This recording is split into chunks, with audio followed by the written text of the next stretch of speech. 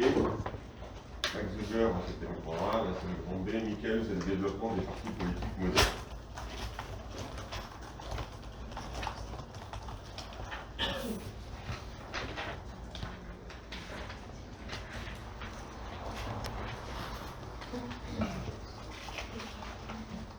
Donc, Michael donc, est un sociologue allemand qui va se nourrir de l'enseignement de Max Weber et qui en retour va nourrir la réflexion de Weber, notamment sur le plan de l'enquête empirique.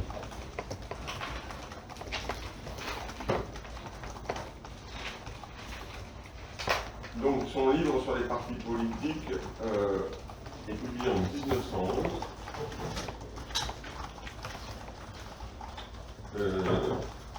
Il a été suivi avec intérêt par Weber et le livre est, je cite, dédié à mon cher ami Max Weber. Ce livre de 1911 est devenu un classique, disons, de la sociologie politique sur les partis. C'est une des premières sur les partis politiques.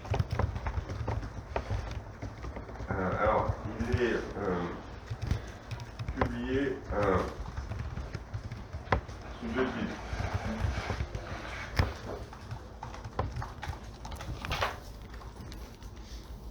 La première traduction française qui a longtemps été la seule, publiée en poche par Marion aujourd'hui, elle est partielle en fait, et c'est sous le titre « Les partis politiques, essais sur les tendances oligarchiques des démocraties ».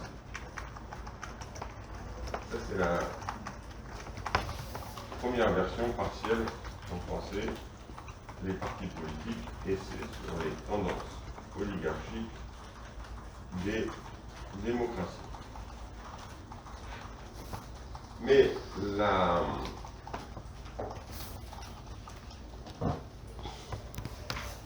traduction la plus intéressante, c'est la première traduction intégrale. On a longtemps cru, les lecteurs pensaient que c'était la version intégrale de Marion, mais ce n'était pas la version intégrale, il manquait beaucoup de choses. Et donc la première traduction française intégrale du livre a été réalisée aussi dans la collection de poche folio chez Gallimard, mais très tardivement en 2015. Et elle a été réalisée par un philosophe de l'ENS Lyon, Jean-Christophe Angot,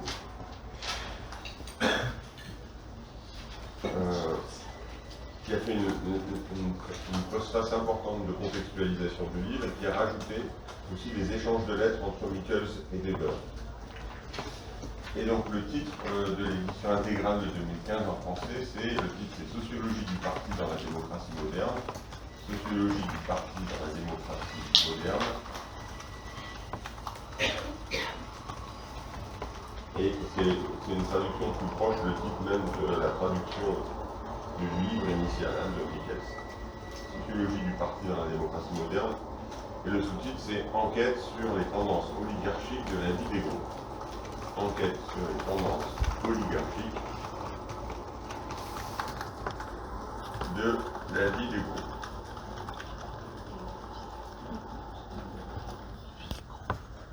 Alors, ce qui est important d'ailleurs dans les deux titres,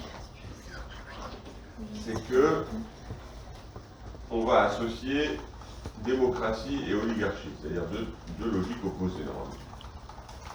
Ce que va commencer à appréhender Michels, c'est que dans les formes démocratiques représentatives modernes, il y a de fortes tendances oligarchiques, donc le contraire de la démocratie. Donc, ce qu'on appelle démocratie représentative est fortement gangréné par le contraire de la démocratie, c'est-à-dire une tendance oligarchique. C'est pourquoi, c'est mon cas d'ailleurs, je n'utilise jamais le terme démocratie représentative. Je parle de régime représentatif à idéo-démocratique. Parce que ces formes ont des tendances oligarchiques depuis le départ. C'est d'ailleurs pourquoi Rousseau, qui est un des premiers théoriciens de la démocratie, était hostile à la représentation politique. On ne se rappelle pas de ça, mais Rousseau est hostile à la représentation. Donc, mais Rousseau, c'est dans les principes de la démocratie. Là, on a la première étude empirique de sociologie qui montre qu'il y a des tendances oligarchiques dans ce qu'on appelle démocratie, à travers une des premières études sur les partis politiques modernes. Lorsque Michels écrit le livre, il est proche de ce qu'on appelle à l'époque le syndicalisme révolutionnaire ou l'anarcho-syndicalisme, qui est une tendance dominante à l'époque du syndicalisme en France et en Italie. Les premières bourses du travail et la première CGT sont dominées par des militants plutôt de sensibilité libertaire. D'où cette idée de syndicalisme révolutionnaire ou d'anarcho-syndicalisme. C'est après la guerre de 14-18 que la CGT sera sous la coupe d'abord, disons, du courant socialiste, du Parti socialiste, après la guerre de 14-18. Et la CGT deviendra sous la coupe du Parti communiste après la guerre de 39-45. Mais la première CGT est anarchiste, plutôt, puis après la guerre de 14-18, elle est socialiste. D'ailleurs, il y a deux courants, la CGT est socialiste, elle est dominante, et il y a la CGT-U, qui est dominée par le Parti communiste. Et puis, la CGT devient sous-dominante communiste après la guerre de 39-45, du fait de la place du Parti communiste dans la résistance. Et la scission minoritaire qui quitte la CGT socialiste devient le syndicat Force ouvrière. Donc c'est des choses qui ne sont pas forcément sues, puisqu'on a l'impression que ce qu'on connaît immédiatement, ça a toujours existé. Donc, à l'époque, Michels est proche de ce qu'on appelle le syndicalisme révolutionnaire ou l'anarcho-syndicalisme. Attention, il va avoir une évolution qu'on appellerait aujourd'hui confusionniste, puisque, on en parlerait tout à l'heure, Michels après est devenu proche du fascisme italien.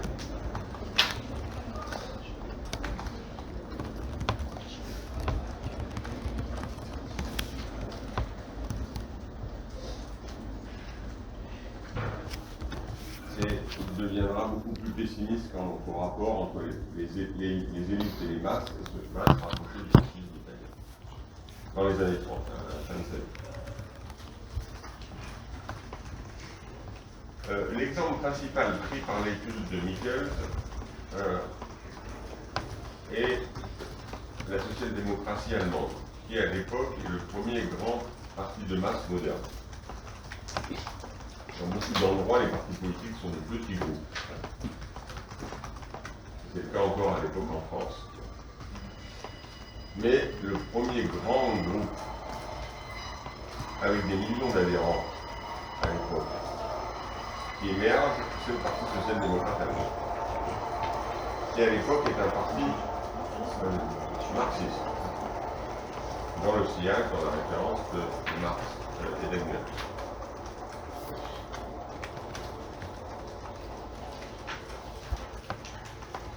Michels, d'ailleurs, ces données sont aussi de l'intérieur parce qu'à un moment donné, il a été membre du Parti social-démocrate allemand.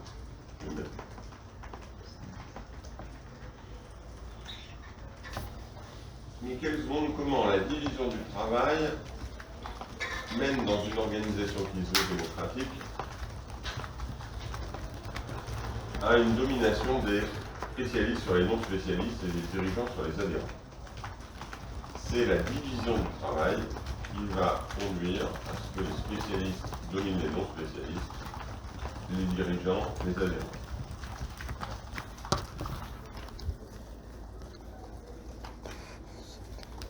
La division du travail, c'est-à-dire la spécialisation des tâches.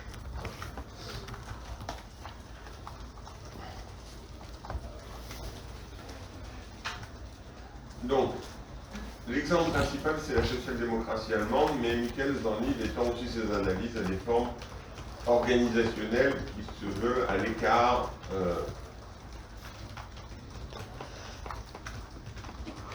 de la professionnalisation politique.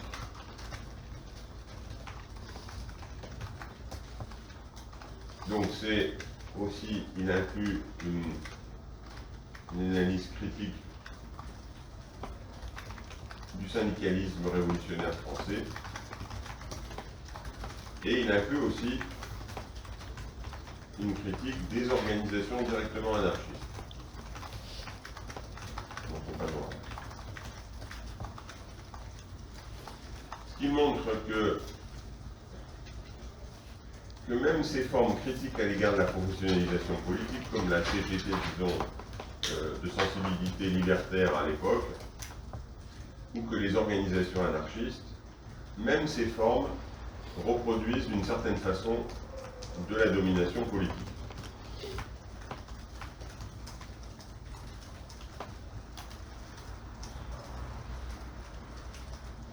Mais en n'ayant pas une vision relativiste, même si c'est avec une moindre intensité qu'une grande organisation comme le Parti social-démocrate allemand. Donc il n'y a pas la même intensité de cette domination politique, mais il y a des traces de cette domination politique, y compris dans le syndicalisme révolutionnaire et dans les groupes anarchistes.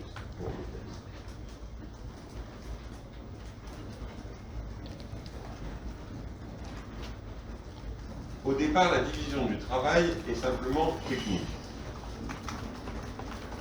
C'est-à-dire, un tel sait mieux parler, il sera orateur, tel autre sait mieux écrire, il écrira des articles, un autre a des meilleures compétences administratives, il fera du secrétariat, un autre aura une certaine habileté pour organiser les adhérents sur le terrain, etc., etc. C'est-à-dire, les tâches vont se spécialiser de manière technique, sans que ça soit complètement construit, et en fonction des capacités des uns et des autres.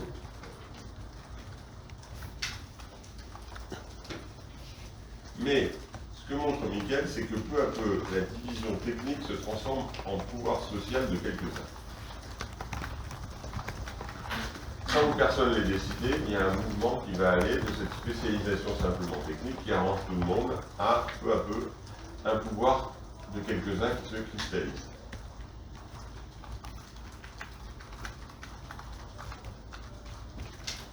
Et Miquel parle bien de spécialisation technique. Ce n'est pas un processus intentionnel volontaire. Ce n'est pas parce que des méchants dirigeants veulent dominer que ça se passe. En fait, ça se passe sans que personne s'en aperçoive au départ, et peu à peu, ça échappe à tout le monde.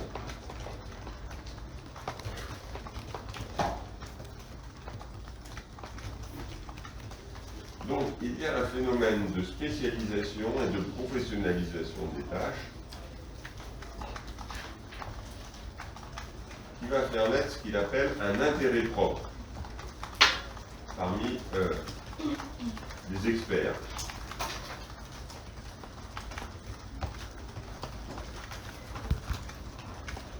Un intérêt propre des experts, c'est-à-dire peu à peu, ces experts, on le voit comme chez Max Weber,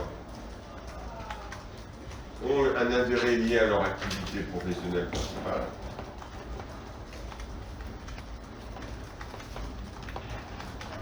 Et progressivement va se former une forme de domination spécifiquement politique. C'est-à-dire, on a le cas, par exemple, dans le Parti social-démocrate allemand, d'un parti qui se réclame de la démocratie, qui veut lutter contre le pouvoir d'une classe dominante au nom d'une classe dominée, qui a en vue en tête, dans ce cadre, disons, la lutte contre l'exploitation capitaliste, et qui ne voit pas quelque chose qui s'est lui-même reproduit une tendance à la domination qui est une tendance à la domination politique, et pas économique, en son sein, et qu'il ne voit pas. Qui est principalement orienté vers l'idée de la lutte contre l'exploitation économique de la classe ouvrière.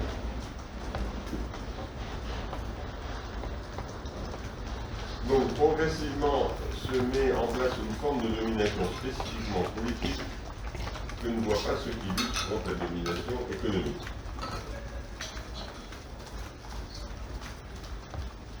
Et dans ce processus, une double dynamique d'autonomisation se produit.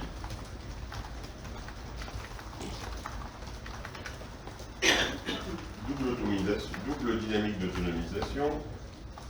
Premièrement, le parti en tant que groupe se détache de la classe qu'il vit représenter. Le parti en tant que groupe se détache de la classe qu'il vit représenter.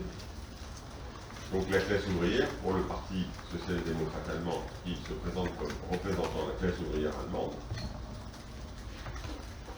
Donc le parti se détache de la classe qu'il vit représenter. C'est le premier processus. Et le deuxième processus lié, c'est que la bureaucratie du parti se détache des adhérents. La bureaucratie du parti se détache des adhérents.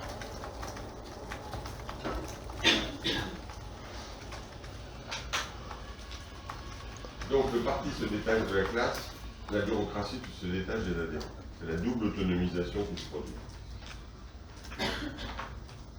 C'est ça que Michels appelle une tendance à l'oligarchie dans les partis politiques démocratiques. Donc c'est pas quelque chose de nouveau, hein, on parle beaucoup de la crise des partis, des tendances oligarchiques, etc. C'est très ancien. C'est un des premiers partis démocratiques modernes de masse, et on est en 1913. Disons, le diagnostic a été fait relativement tôt.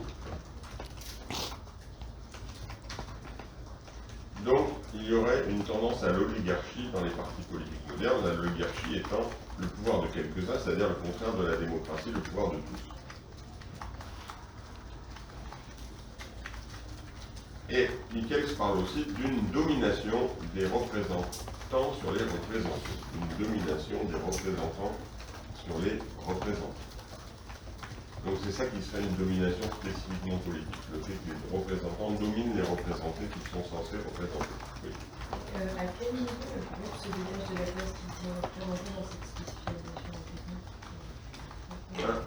Peu à peu, par ces spécialisations techniques, le groupe a une vie propre, une sorte d'entre-soi, avec ses propres intérêts, ses conflits internes, ses oppositions entre les différentes catégories d'experts, et donc, peu à peu, il s'intéresse en grande partie à la vie de ce groupe, plus qu'à ceux qui le représentent.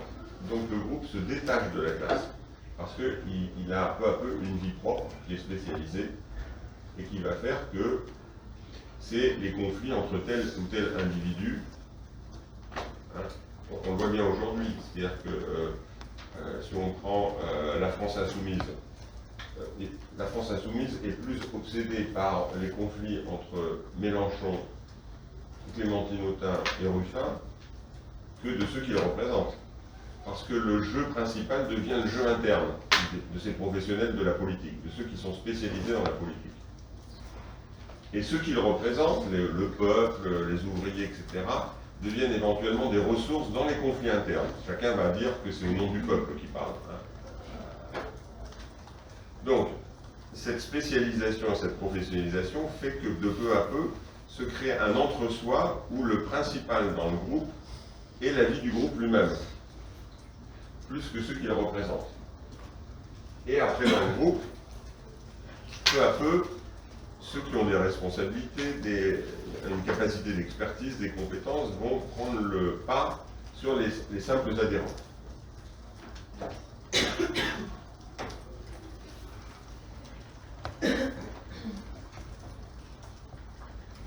Donc cette tendance oligarchique va de nécessité fonctionnelle. C'est vrai qu'il vaut mieux que ceux qui parlent mieux soient des orateurs, ceux qui écrivent mieux écrivent des articles, ceux qui analysent mieux sur le terrain les choses s'occupent de ça, etc. Bon. Donc on va de nécessité fonctionnelle, de la division technique du travail, au pouvoir des représentants sur les représentés. C'est un processus continu, évidemment avec des dimensions liées à l'existence, disons, des contraintes de la société. Par exemple, peu à peu, au départ, le Parti social-démocrate allemand est un parti principalement d'ouvriers. Puis peu à peu, dans ces tâches de spécialisation, les ouvriers vont peu à peu disparaître. Et donc, ça va être des gens qui ont été à l'université qui vont prendre de plus en plus les positions du pouvoir. Et donc, on va retrouver les adhérents, les ouvriers davantage chez les adhérents et de moins en moins chez les dirigeants.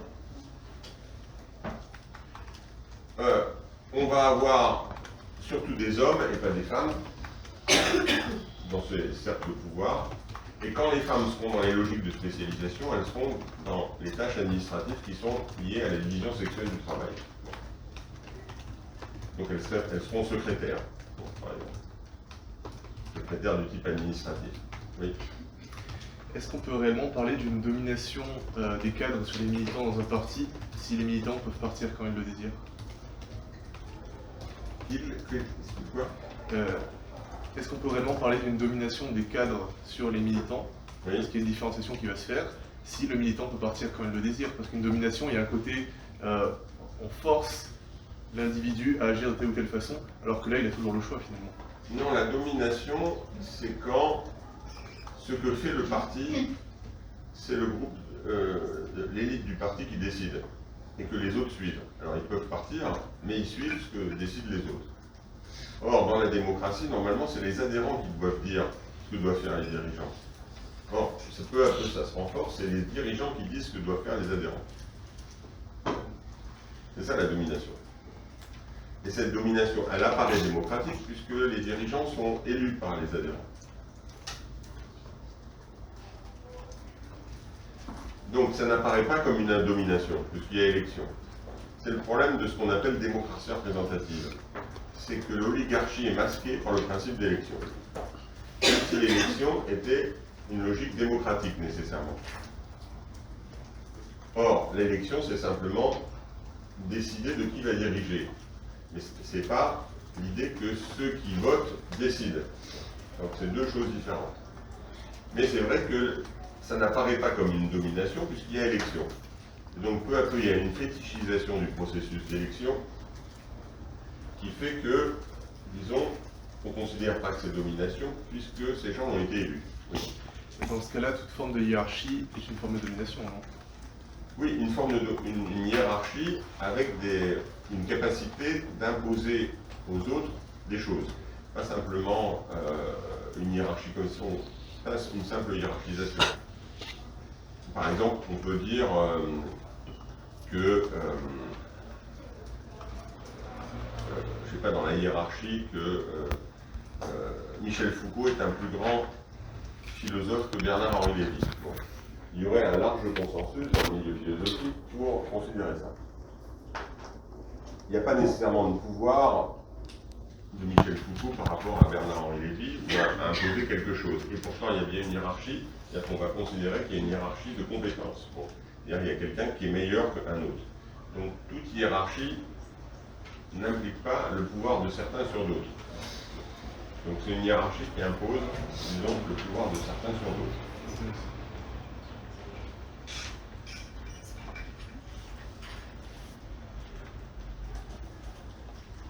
Donc, un pouvoir des représentants sur les représentés qui part de nécessité fonctionnelle et pour des raisons d'efficacité technique, une tendance progressive à la domination de ceux qui possèdent un savoir. D'où le fait que de plus en plus, c'est des gens qui auraient été à l'université qui auront un savoir dans ces un pouvoir dans ces organisations. Ce que Bourdieu appellera plus tard le capital culturel. Michels le note aussi que peu à peu, le fait de détenir ce savoir va jouer un rôle de sélection culturelle.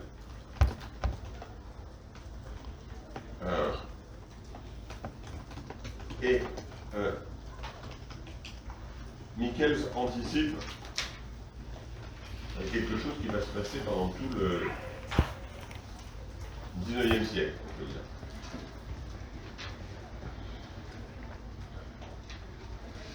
C'est-à-dire que tout le long du XIXe siècle, la tendance à la sélection culturelle dans les organisations se réclamant de la classe ouvrière va se développer.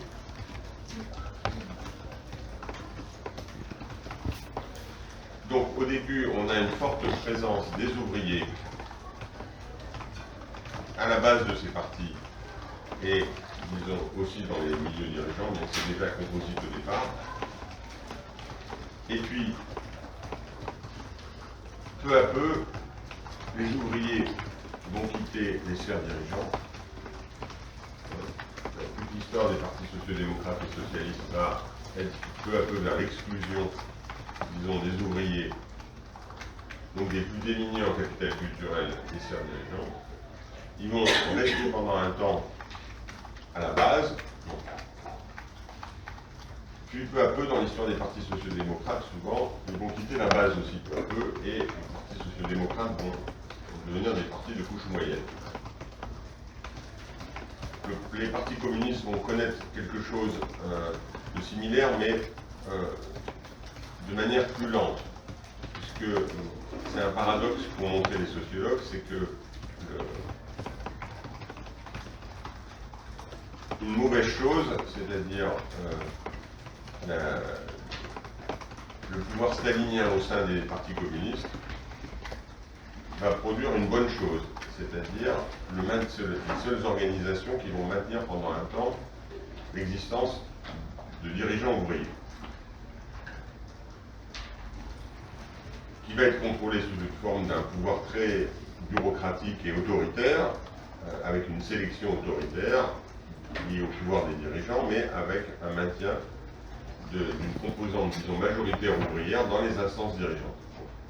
C'est quasiment plus le cas dans les partis communistes aujourd'hui, c'est là aussi les couches moyennes qui sont devenues dominantes.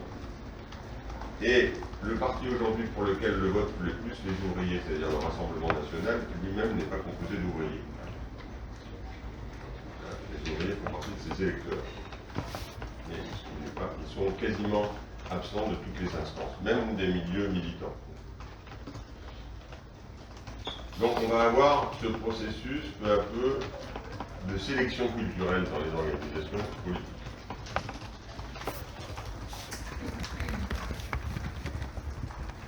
Alors, Miquel n'est pas complètement pessimiste dans son livre, mais c'est une forme de pessimisme modéré, avec ce qu'on pourrait appeler une petite pointe d'optimisme mélancolique. Puisque à cette tendance oligarchique s'opposerait une tendance plus positive liée à la démocratie. C'est-à-dire que dans ces organisations démocratiques, il y a une sorte de combat entre une tendance oligarchique et une tendance démocratique.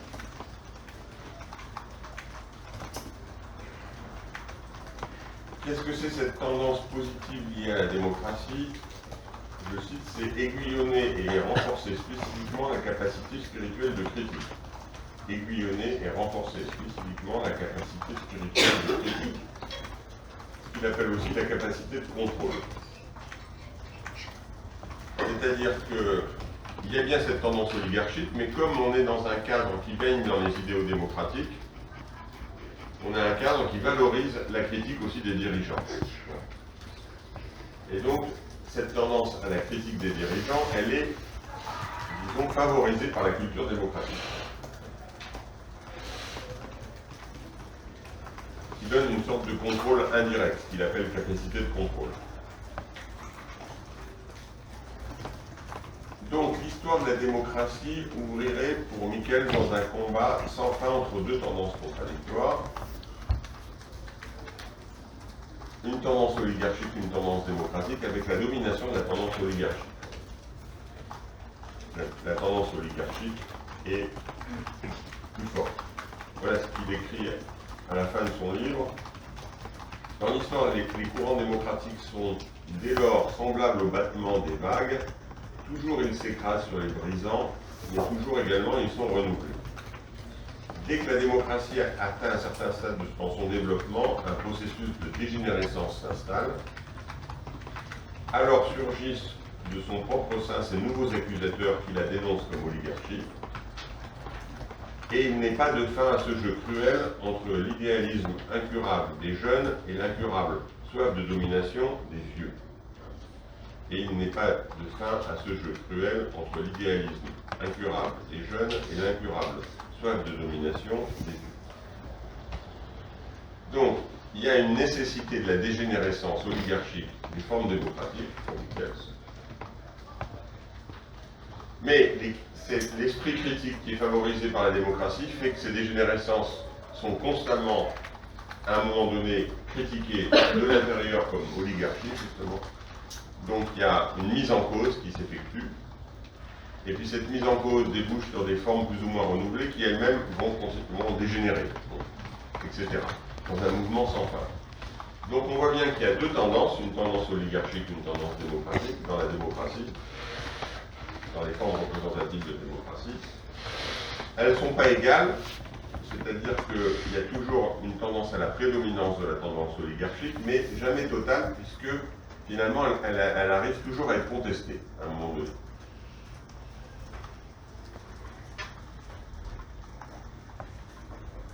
Donc, voilà un peu le portrait que fait, à partir de l'analyse empirique des groupes qui existent à son époque, principalement le Parti social-démocrate allemand, mais je l'ai dit aussi, le syndicalisme révolutionnaire français qu'il connaît bien, les groupes anarchistes, comme, disons, porteurs de ces tendances oligarchiques. Oui. La citation que vous avez faite, Michael, c'est sa définition de l'oligarchie, sur renforcer spécifiquement la capacité spirituelle. L'oligarchie, c'est simple. La démocratie, c'est le pouvoir de tous. L'oligarchie, c'est le pouvoir de quelques-uns. Donc, la démocratie conduit nécessairement au pouvoir de quelques-uns. C'est ça la tendance oligarchique. Donc, la démocratie conduit nécessairement à son contraire. Voilà la thèse pessimiste de Michels. Ce qui fait que certains ont interprété Michels comme porteur de ce certains ont appelé la loi d'airain de l'oligarchie, c'est-à-dire nécessairement. Mais ils oublient que cette loi d'airain de l'oligarchie dans toute démocratie est à chaque moment contrebalancée par l'esprit critique et critiquée, conduit à certains renouvellements et qui vont eux-mêmes dégénérer au bout d'un certain temps. Donc c'est quand même une vision pessimiste des choses, mais un pessimisme modéré puisque ce n'est pas la domination totale de l'oligarchie nécessairement. Oui. Comment elle justifie l'éternel retour de l'esprit démocratique? Pourquoi il n'y aurait pas une domination oligarchique qui arriverait à stabiliser? Parce que ça se fait dans le cadre des idéaux démocratiques, et que donc dans les idéaux démocratiques, normalement, c'est le pouvoir du peuple et c'est la critique. Donc, en même temps qu'il y a cette tendance oligarchique, il y a la culture démocratique qui est toujours là, et donc la valorisation de l'esprit critique. C'est-à-dire qu'il faudrait qu'on dévalorise la culture démocratique mais cette oligarchie, elle ne se fait pas comme au nom de... Elle se fait pas au nom de l'oligarchie. Elle se fait au nom de la démocratie. Donc elle a besoin toujours de valoriser la forme démocratique. Par exemple, si on prend une tendance oligarchique, là il n'y a plus d'élection, mais dans le cas de la construction de la France insoumise, on a un parti où il n'y a plus d'élection, où il y a le pouvoir d'une dizaine de personnes, et puis, disons, des gens qui ont cliqué sur Internet, et puis avec des groupes qui ont un rapport, disons, plus ou moins lointain avec cette dizaine de personnes. Bon. On pourrait dire, alors, Jean-Luc Mélenchon, qui est le principal responsable, il va défendre l'idée que c'est parce qu'il est plus compétent, etc., qu'il doit être à la tête d'eux. Mais il ne dit jamais ça. Puisque s'il est à la tête d'eux, c'est au nom de la démocratie. Et parce qu'il y a une dictature qui s'installe en France avec Emmanuel Macron et que la démocratie doit lutter contre la dictature. Donc lui-même développe l'idée que la critique et la démocratie, c'est bien. Ce qui fait qu'à un moment donné, c'est toutes les scissions qu'a connues la France insoumise depuis, à un moment donné, des adhérents disent, mais si Macron c'est autoritaire et si on doit critiquer Macron, pourquoi on ne critiquerait pas Mélenchon au nom des mêmes principes? Alors évidemment, Mélenchon n'admet pas, mais il ne va jamais admettre qu'on n'a pas le droit de critiquer Mélenchon. Parce qu'autrement, il ne pourrait plus critiquer Macron au nom des mêmes principes. Donc il développe lui-même la culture démocratique, qui va conduire à ce que certains vont le critiquer. Bon. Donc ça ne peut jamais complètement se refermer. Il faudrait qu'on abandonne, disons, les principes démocratiques pour que ça se referme. Oui. Donc c'est équilibré, comme une chose équilibrée et contraire. En théorie, là, selon lui, ce système-là peut tenir à l'infini. Oui, ce combat est infini pour lui, dans le cadre démocratique. Le combat est infini. À un moment donné, les gens ne voient pas la dégénérescence bureaucratique, puisqu'ils sont toujours dans l'idée de construire une forme démocratique. Et à un moment donné, certains voient que ça ne va pas, à un moment du processus. Oui. Mais on peut aussi s'appuyer sur la démocratie pour la dépasser, comme Napoléon a essayé de faire avec son élection, puis après avec son sacre. Oui, mais dans ce cas-là, Napoléon, quand il se constitue comme empereur, il abandonne la démocratie. Mais de base, il s'appuie aussi sur le soutien des Français. Oui, mais c'est plus au nom de la démocratie. Oui, il y a un switch. Voilà, donc c'est à partir de là, c'est-à-dire qu'on a quitté la démocratie. Et donc il n'a plus besoin d'être élu, par exemple, etc.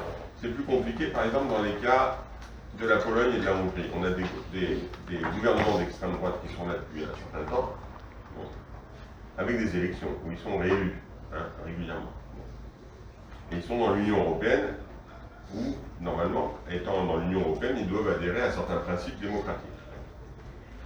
Et donc c'est très difficile, parce qu'en même temps, ce sont des groupes d'extrême droite qui visent plutôt à réduire le pluralisme. Par exemple, est en préparation une loi en Pologne pour condamner les travaux d'historiens qui indiqueraient qu'il y aurait une responsabilité de Polonais dans la Shoah. Bon. Donc, la plupart des historiens polonais montrent qu'il peut y avoir des responsabilités. Donc, le régime veut construire l'idée que tous les Polonais étaient contre la Shoah. Bon. Donc, les travaux d'historiens seront interdits par la loi. Ouais. Donc, il y a une restriction du pluralisme. Bon, hein. Mais il y a la contrainte de se référer à la démocratie, toujours, et d'être dans l'Union européenne, dont les principes sont ceux de la démocratie. Donc, il y a toujours, et donc, il y a quand même un maintien fort, il y a une opposition de la critique au sein de la Hongrie et de la Pologne. Donc, c'est ce cas particulier, très particulier, qu'un philosophe polonais hongrois mort aujourd'hui, c'est autour de ce cadre en particulier qu'il a inventé la notion de post-fascisme. On ne peut plus parler complètement de fascisme pour cette extrême droite, puisqu'elle respecte des éléments de l'état de droit, avec des élections, etc. Mais en même temps, ça ressemble au fascisme. Hein. Et donc, il a inventé cette notion de post-fascisme, hein, en étudiant les premiers gouvernements de Viktor Orban en Hongrie. Donc, c'est un cas particulier. Mais le cas de Napoléon, c'est qu'on arrête les élections et on passe à l'idée d'un empereur. Donc, on est dans autre chose.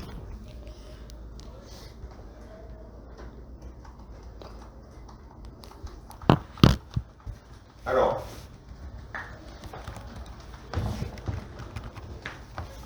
on verra que Pierre Bourdieu prolonge les analyses de Weber et de Michels sur la professionnalisation politique dans le cadre de ce qu'il appelle le champ politique. La sociologie du champ politique, mais on le verra après dans le cours avec Bourdieu dans les auteurs contemporains.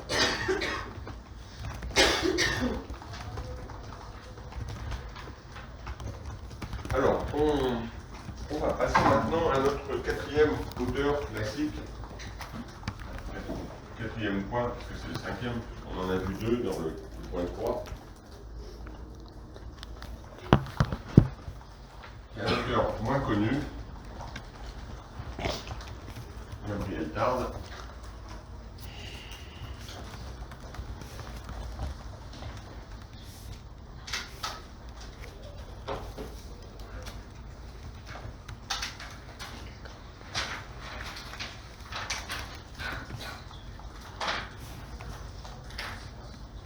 Ces livres importants sont les lois de l'imitation,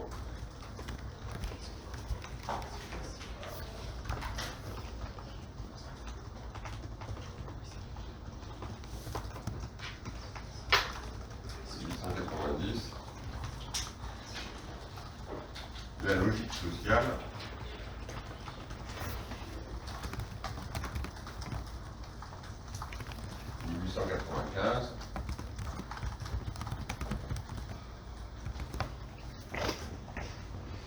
les transformations du pouvoir,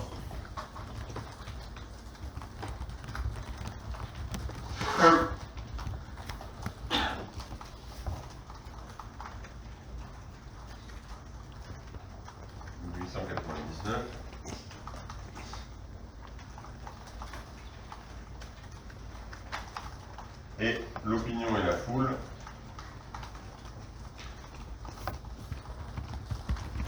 « 1901 ».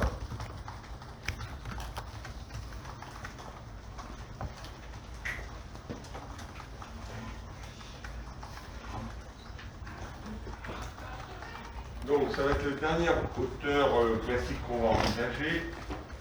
Parmi les classiques, c'est sans doute un des moins connus. Par exemple, si je prends ma formation en sciences sociales dans les années 1980 à l'université, il n'était pas enseigné en sociologie. Bien qu'en fait, ça soit historiquement, à la même époque que Durkheim, un des créateurs de la sociologie en France. Donc il est français, c'est un juriste au départ, il sera longtemps juge à Sarlat dans le Périgord. Il va se spécialiser dans la criminologie et va devenir entre 1894 et 1900 directeur de la statistique judiciaire au ministère de la Justice à Paris.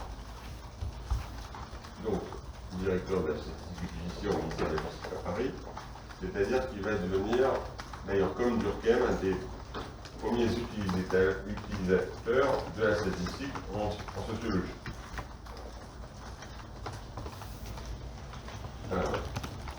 Ça va concerner, dans son cas, la statistique concernant la criminalité. Et il publie son premier livre seulement à l'âge de 43 ans, en 1886, c'est La criminalité comparée. C'est lié à l'amorce de son travail, disons, sur la statistique. La criminalité comparée, c'est un livre de 1886. À l'époque, il est important, puisqu'il est élu à la chaire de philosophie moderne du Collège de France en 1900. Chaire de philosophie moderne au Collège de France en 1900. Philosophie parce que, comme Durkheim, la sociologie n'existe pas vraiment comme discipline séparée, c'est encore à l'époque une branche de la philosophie.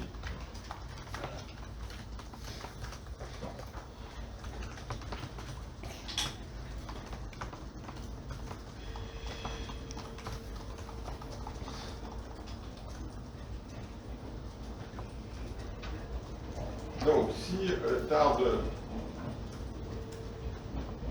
est moins connu aujourd'hui,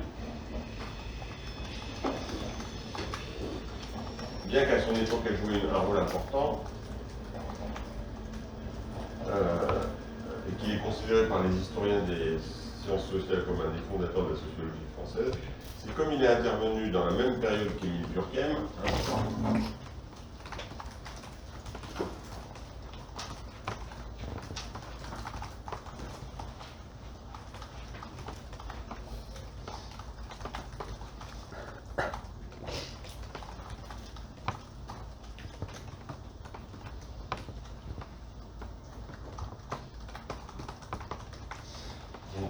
plus jeune que lui.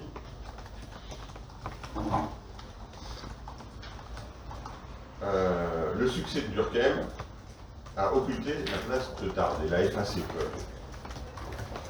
Le succès de Durkheim est de l'école durkheimienne. C'est le succès de Durkheim et après de l'école qui s'est réclamée de lui, des gens comme Marcel Mauss, qui était le neveu de Durkheim et qui va être un des fondateurs de l'anthropologie en France.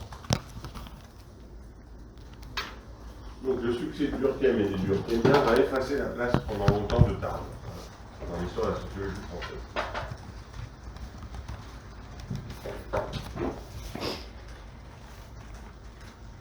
Et d'autant plus qu'à l'époque, Durkheim et Tarde ont polémiqué et se sont opposés l'un à l'autre dans la conception qu'ils avaient de la sociologie. Et donc, c'est souvent comme ça dans l'histoire, les vainqueurs ont tendance à effacer ceux qui ont été vaincus. Et donc là, c'est Tarde qui a été vaincu.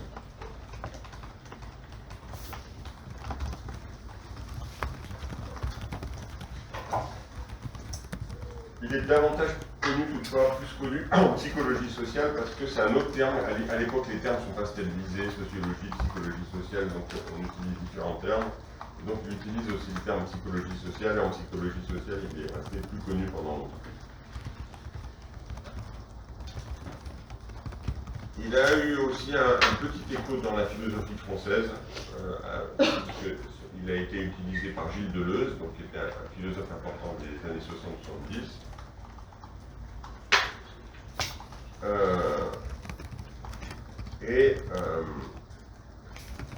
Plus récemment, il y a eu une redécouverte de son travail, et notamment de ceux qu'il a promu, c'est, dès les années 1990, c'est Bruno Latour, sociologue des sciences, qui est aujourd'hui, disons, connu, qui est décédé récemment, qui est aujourd'hui connu pour ses engagements écologistes.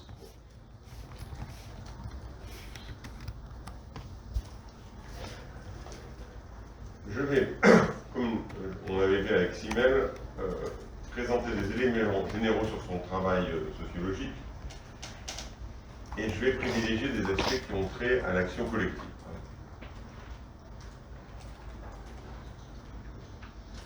Alors, ce sera d'abord le grand A. Une approche de l'action collective située dans un cadre général, de point la sociologie de l'imitation. Une approche de l'action collective située dans un cadre général, de point la sociologie de l'imitation.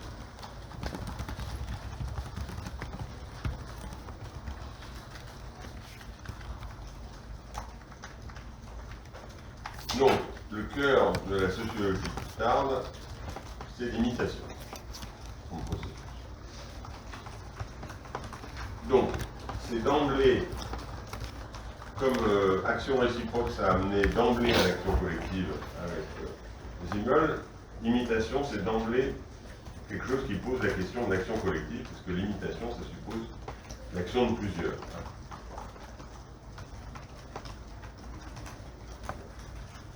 Alors, un des problèmes de ces fondateurs de la sociologie,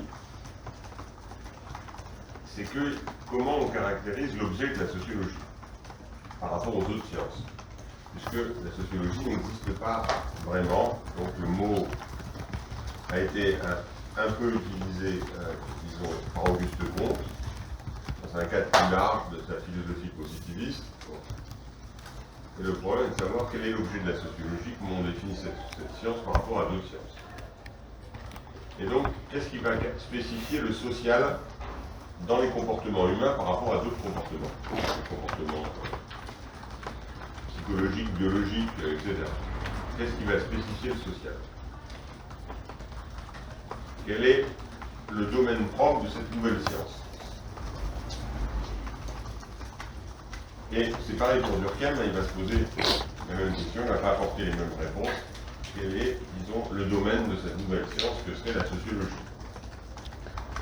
Alors, dans l'avant-propos des lois de l'imitation, donc un de ces livres importants, voilà ce qu'il dit à ce propos. Dans ce livre, j'ai essayé de dégager avec le plus de netteté possible le côté purement social des faits humains. Le côté dégager le côté purement social des faits humains. Donc, qu'est-ce qu'il y a dans les comportements humains qui serait social, et qui serait l'objet de la sociologie? Abstraction faite de tout ce qui est en eux de simplement vital ou physique. Abstraction faite de ce qui est en eux de simplement vital ou physique, c'est-à-dire indépendamment de ce qui relève de la biologie ou de ce qui relève de la physique, dans les comportements humains.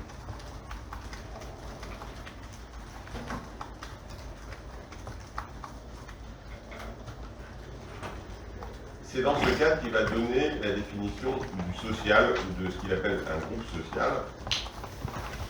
Qu'est-ce que c'est qu'un groupe social? Je cite, c'est une collection d'êtres en tant qu'ils sont en train de s'imiter entre eux, ou en tant que sans s'imiter actuellement, ils se ressemblent et que leurs traits communs sont des copies anciennes d'un même modèle.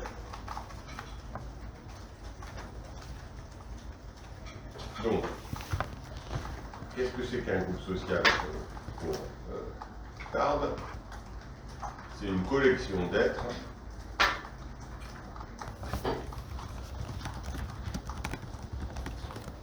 en tant qu'ils sont en train de s'imiter entre eux,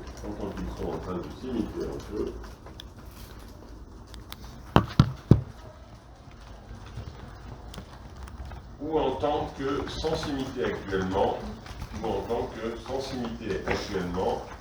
ils se ressemblent.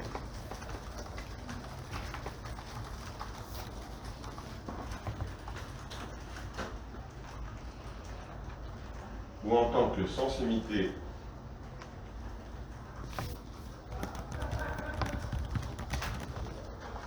actuellement ils se ressemblent et que leurs traits communs sont des copies anciennes d'un même modèle. Et que leurs traits communs sont des copies anciennes d'un même modèle.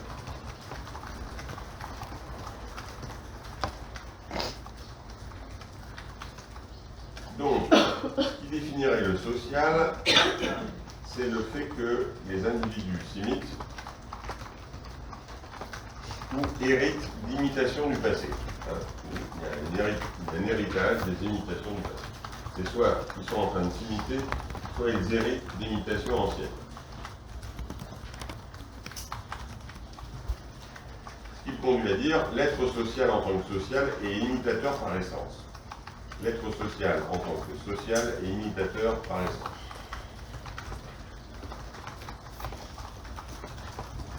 Et la limitation, ça va être la logique qui définit le social par rapport aux logiques qui concernent la biologie ou la physique. L'imitation joue dans les sociétés un rôle analogue à celui de l'hérédité dans les organismes. Donc c'est analogue à l'hérédité dans les organismes, donc du côté de l'analyse biologique, ou de l'ondulation dans les corps bruts. Ça, on est du côté de la physique, ou de l'ondulation dans les corps bruts. Donc c'est la logique qui spécifierait, disons, le social, comme il y a d'autres logiques qui spécifient le biologique ou le physique. Donc, chez lui, la notion d'imitation devient un concept général large, au cœur de sa sociologie, un peu comme action réciproque chez Hegel. Et ça va au-delà de ce qu'on appelle souvent imitation. C'est plus large que ce que dans les usages ordinaires, on appelle imitation. Dans les usages ordinaires, ce qu'on appelle imitation, souvent, c'est la copie directe et consciente d'un comportement. C'est-à-dire un tel imite un autre. Or, ce n'est pas simplement un tel imite un autre, ce qu'il va appeler imitation.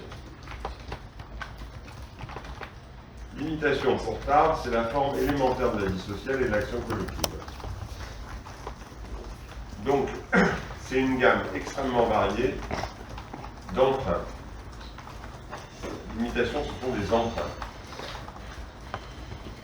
Des emprunts faits à des idées, à des comportements, à des relations, à des objets, à des institutions existantes ou ayant existé. L'imitation, c'est qu'on emprunte des idées, des comportements, des relations, des objets, des institutions qui existent sur le moment ou qui ont existé à un autre moment. Donc la notion large d'imitation pour Tarde, c'est celle d'emprunt. On emprunte des choses qui ont déjà existé. Ces emprunts peuvent être conscients ou inconscients. Parce qu'il n'y a pas besoin d'être conscient pour imiter.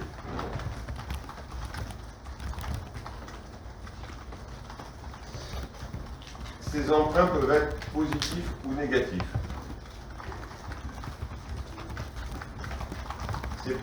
J'emprunte. L'emprunt, ça ne veut pas dire faire exactement ce que fait l'autre parce que ça me semble positif. L'emprunt, c'est aussi faire le contraire de ce que fait l'autre. Parce que ce que fait l'autre me semble négatif, donc je vais utiliser une tenue vestimentaire, un vocabulaire, etc. exactement l'opposé. Bon. C'est aussi une forme d'emprunt pour Tarde, de faire le contraire de ce que fait l'autre.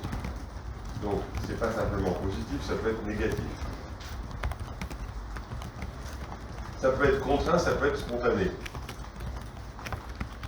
Contraint parce qu'on va considérer que dans un groupe, tout le monde doit avoir la même tenue, bon, par exemple. Donc là, c'est contraint. Mais ça peut être spontané parce qu'à un moment donné, par exemple, sans que personne ne les ait contraintes, des gens se sont mis à apporter des jeans avec des trous. Alors qu'avant, il n'y avait pas de trous, sauf quand il y avait des accidents. Mais et personne n'a forcé les gens à mettre des jeans avec des trous. À un moment donné, disons, pour les femmes seulement, et plutôt les jeunes femmes, un t-shirt descendait en bas du nombril. Et puis à un moment donné, notamment pendant les périodes estivales, le t-shirt est remonté au-dessus du nombril. Bon. Personne n'a contraint, des masses de jeunes femmes à utiliser des t-shirts qui remontaient au-dessus du nombril, comme personne n'avait contraint à utiliser des t-shirts avant qui étaient en dessous du nombril. Donc ça peut être contraint, ça peut être spontané.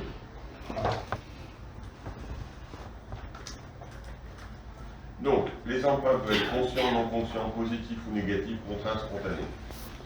Ces emprunts peuvent être directs ou indirects. Direct, c'est-à-dire c'est directement que j'emprunte quelque chose à ce que fait quelqu'un d'autre. Ça peut être indirect, c'est-à-dire que j'emprunte à une chaîne d'emprunt antérieure. C'est-à-dire que c'est pas directement moi qui ai emprunté, mais je vais suivre ce qui a été emprunté il y a 10 ans, 20 ans, etc.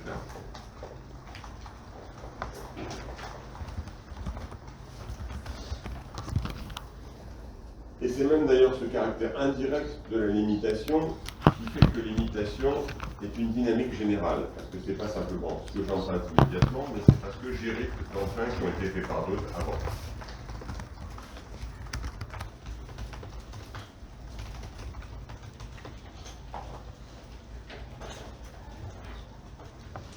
Donc, l'imitation, ça serait le caractère constitutif de tout lien social. Dans mon ouvrage La logique sociale, il précise que l'homme parle, crie, combat, travaille, sculpte, peigne, versifie. Il ne fait que tirer des exemplaires nouveaux de signes verbaux, de rites, de coups d'épée, de fusils, de procédés industriels ou artistiques, de formes poétiques, de modèles, en un mot, objet de son imitation spontanée ou obligatoire, consciente ou inconsciente, volontaire ou involontaire, intelligente ou moutonnière, sympathique ou haineuse, admirative ou envieuse. Donc tirer des exemplaires nouveaux de choses qui ont déjà existé.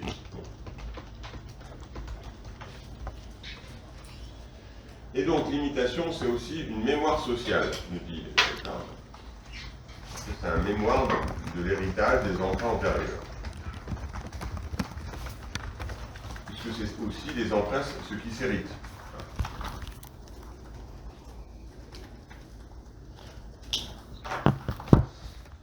Et qui va laisser des traces dans la dynamique des interactions sociales. Donc, l'imitation, c'est aussi une mémoire sociale, parce que aussi, c'est des héritages.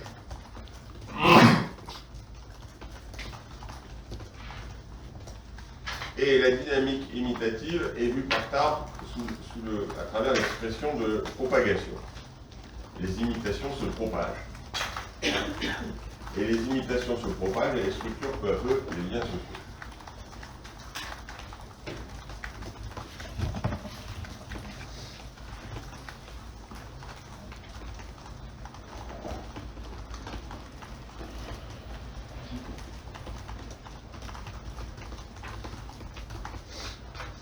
Peu à peu, les jeans à trous se propagent à travers et vont donner une certaine vision des choses. Les t-shirts au-dessus du nombril se propagent. Sans que personne n'ait décidé.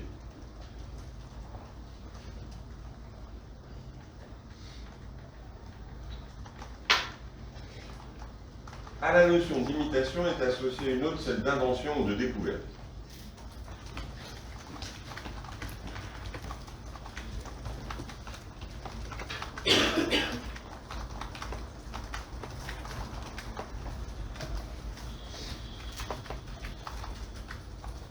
L'imitation ne renvoie pas donc simplement à la répétition et à la reproduction. On a l'impression que l'imitation, c'est imite, donc ça reproduit, ça répète.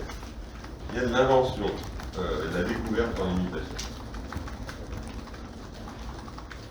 Puisque dans les processus d'imitation, il y a des transformations.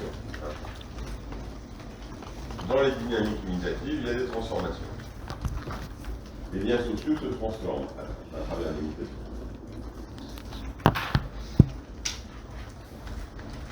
Mais l'invention n'est pas valorisée comme quelque chose d'extraordinaire, mais comme un moment ou un aspect des flux imitatifs. C'est simplement un aspect des flux imitatifs, l'invention.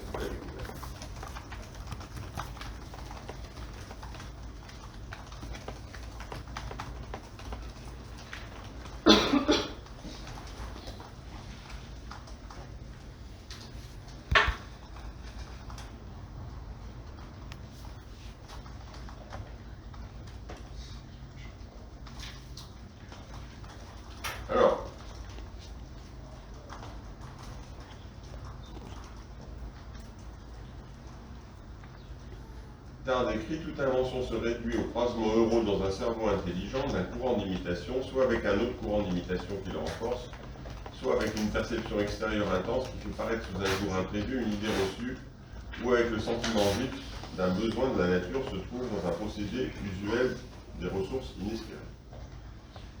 Il y a la rencontre d'un courant d'imitation avec un autre, ou d'une perception nouvelle qui va déplacer un peu. Par exemple, quand j'étais à l'école primaire, les enfants avaient des cartables. À un moment donné, les cartables ont été remplacés par les sacs à dos. Mais les sacs à dos étaient portés sur les deux épaules. Donc à un moment donné, il y a eu un petit changement. Le sac à dos a été mis sur une épaule, simplement. Donc on a le sac à dos. Hein. Donc c'est pas une transformation radicale, mais il y a une petite changement. Pour le jean à trous, il faut que le jean soit généralisé, donc il faut qu'il y ait le jean. Les trous viennent après. Donc, il y a le point de départ. Donc il y a un petit déplacement qui s'opère, hein, le trou. Alors, il peut y avoir des inventeurs, mais pour Tard, l'invention, c'est une dynamique plus impersonnelle. C'est dans ce mouvement de flux imitatif, les choses vont émerger de manière plus impersonnelle sans qu'on puisse d'ailleurs identifier l'inventeur complètement. Oui. Mais là, dans le cas où l'imitation, par exemple, enfin, je veux dire, vous prenez l'exemple du jean à trous. Oui. Mais l'imitation, c'est pas les gens qui portent des jeans à trous qui imitent les gens qui portent des jeans. C'est la 500 millième personne qui porte un jean à trous qui imite toutes les personnes avant qui ont porté un jean à trous. Et du coup, là-dedans, il n'y a pas d'innovation. C'est l'émergence du trou. L'émergence du trou, c'est dans le flux imitatif, parce que c'est dans le jean, donc le jean, c'est de l'imitatif. Et dans l'imitatif, oui, et dans l'imitatif, il y a l'émergence du trou. Donc dans l'imitation, il y a de l'invention, c'est ce que nous dit Tard. Il y a des inventions constantes. Et du coup, l'imitation, elle se fait par rapport au jean, mais elle se fait aussi au sein du groupe qui décide d'un coup de porter des jeans à trous. Oui, parce que pour Tard, l'invention, ça fait partie de l'imitation. C'est que j'ai déjà le jean, donc j'hérite, disons, d'une imitation antérieure. Et puis l'invention, c'est un petit déplacement dans le regard que j'ai porté sur le jean, qui va faire que j'hérite et en même temps je déplace, donc j'invente. Ce qui fait que l'imitation, c'est un processus d'invention aussi. Et qui donne lieu à une nouvelle imitation. Voilà. C'est-à-dire que l'invention, c'est un petit bout dans les flux imitatifs. Donc c'est pas séparé, l'invention n'est pas séparée complètement de cette dynamique des flux imitatifs. Avec des petits déplacements. Oui. Donc tous ceux qui travaillent dans la mode et qui essaient de la faire, finalement, c'est quoi leur rôle à eux? Et aussi par rapport au jean à trous, il n'y a pas un marchand de jean à trous qui a intérêt à diffuser ce processus imitatif? Oui, mais la mode, disons, ça dépend des cas, hein, mais la mode en partie vient après. Il faut que le jean à trous est suffisamment pris pour que ça devienne un enjeu commercial en général. Et donc après, ça devient une forme. Hein. Moi j'ai vu, on peut voir, disons à l'étranger, je pense à New York, des jeans où le volume de tissu et le volume de trous, c'est complètement inversé. Hein. C'est-à-dire que c'est quand même à 80 à 70% du trou. Donc là, on a beaucoup déplacé les choses. Et ça, c'est des jeans très chers à la mode. Bon. Donc à un prix exorbitant même. Et pourtant, disons, la partie de tissu est très faible. Hein. Donc c'est pas le coût de fabrication qui fait l'élément cher, hein. C'est autre chose. Bon. Donc la mode s'empare et participe, oui, à ces flux imitatifs. Bon. Comment ça émerge? C'est difficile. Tard dit il y a des inventeurs. Il y a des gens qui inventent le cinéma, etc. Plus ou moins. C'est toujours, il y a des conflits pour savoir si des choses ne se sont pas inventées au même moment. Et après, on a dit, c'est les frères Lumière, pour le cinéma. Mais c'est plus compliqué parce qu'à des endroits différents, il y a des gens qui inventent le cinéma dans des contextes différents. Et puis, l'histoire va sélectionner l'inventeur. Mais ce que nous dit Tard, c'est que le plus souvent, on ne pourrait pas identifié. Le Ginatro, comment ça s'est passé?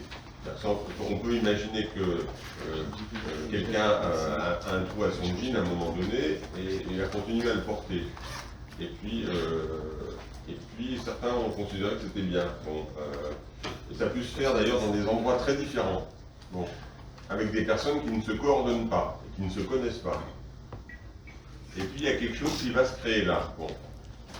Et à un moment donné, la mode va jouer sans doute un élément de légitimation de quelque chose qui se faisait. Bon. Et donc va amplifier le flux imitatif encore, le déplacer, etc. Donc, comment ça se fait qu'au printemps, les t-shirts ont remonté au-dessus du nombril? Peut-être qu'au début, il y a eu un accident de machine à laver qui a fait que simplement le t-shirt était réduit et que la personne a utilisé un t-shirt qui était remonté, disons, sans intention. Hein, bon. Et pourquoi à un moment donné? Et alors là aussi, qu'est-ce qui fait? C'est plus impersonnel, qu'est-ce qui fait que ça va prendre? Parce qu'en même temps, tout ce qui émerge de nouveau ne prend pas nécessairement.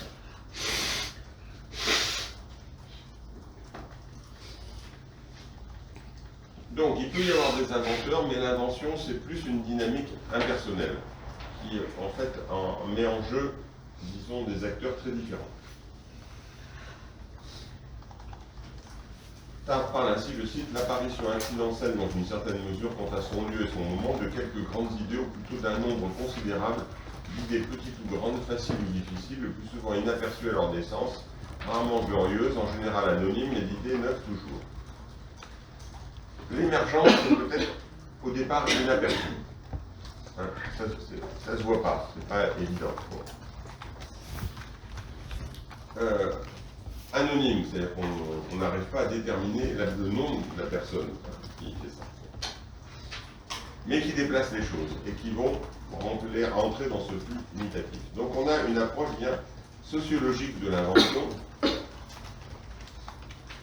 qui va à l'encontre des visions de l'invention portée par le grand homme, hein, qui était une lecture, disons, importante à l'époque de Tarbes de l'histoire. C'est-à-dire qu'à l'époque de Tarbes, l'histoire est dominée encore par l'histoire des grands hommes. Hein, c'est les grands hommes qui font l'histoire, les princes, hein, les rois, les empereurs, etc.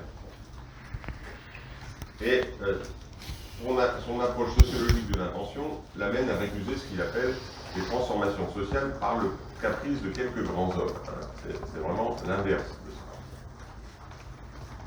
Qui, disons, cette tendance est une tendance, disons, dominante à l'époque, qui va après être remise en cause, et on va avoir l'émergence par la suite, en France, de l'école des annales, et donc d'une histoire de longue durée, où les grands hommes, les batailles, etc., vont jouer un rôle secondaire, voire ne vont plus être traités.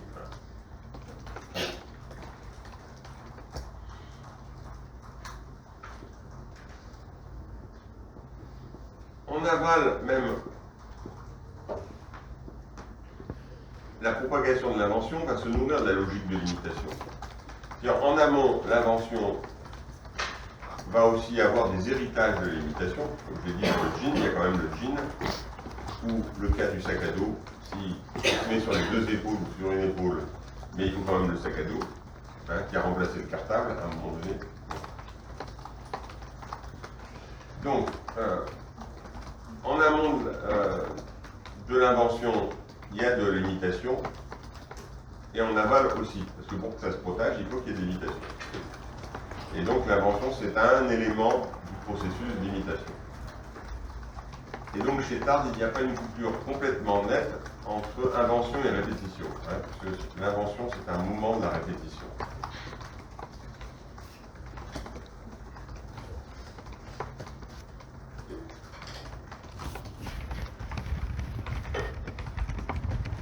Alors, Tarbes va nommer le processus de, on pourrait dire, sédimentation, de routinisation de l'imitation, la coutume. C'est quand l'imitation devient stable. Une grande partie des gens répètent sans plus se poser de questions, hein, comme si c'était une évidence. Par exemple, on n'a pas toujours mangé avec une fourchette. même en Occident. Dans le monde asiatique, on n'a pas toujours mangé avec des baguettes. Bon. Mais à un moment donné, la fourchette ou la baguette rentre dans la coutume. C'est-à-dire que il est rare, disons, qu'on n'utilise plus ces outils de base. Bon. Donc, la sédimentation, la routinisation des flux d'imitation, c'est la coutume.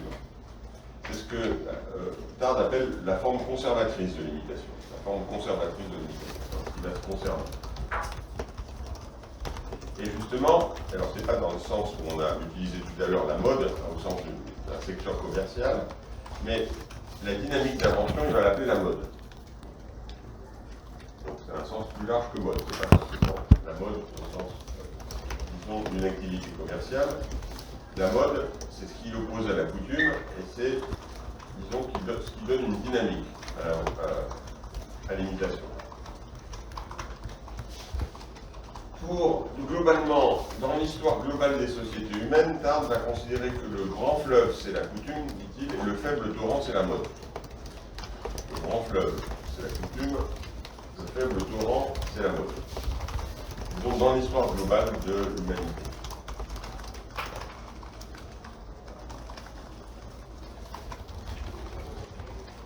Alors, ça c'est dans l'histoire globale, mais après ça se différencie par période. Dans l'histoire des sociétés humaines, il y a des périodes plus axées sur la coutume et des périodes plus axées sur la mode. Il appelle des âges de coutume et des âges de mode. Par exemple, souvent, les historiens vont considérer le Moyen-Âge comme plutôt un âge de coutume. On va considérer la Renaissance comme un âge de mode. On va considérer la période des Lumières du XVIIIe siècle comme un âge de mode. Donc il y a des périodes où la coutume, disons, est l'élément plus central, et il y a des périodes où les choses bougent plus. Les âges de coutume, les âges de mode. Et puis il y a une différence pour les sociétés modernes. C'est-à-dire dans les sociétés modernes, structurellement, la mode prend plus de place au fur et à mesure de l'évolution. Je peux dire qu'elle prend toute la place, il y a encore beaucoup de coutumes. Mais structurellement, l'aspect mode prend plus de place dans les sociétés modernes. Donc, globalement, dans l'histoire des sociétés humaines, c'est la coutume qui est le plus fort, mais il faut nuancer parce qu'il y a des âges de coutume et des âges de mode, et il y a le cadre des sociétés modernes, où là, disons, avec l'industrialisation, avec l'urbanisation, etc., la part de mode prend de plus en plus d'importance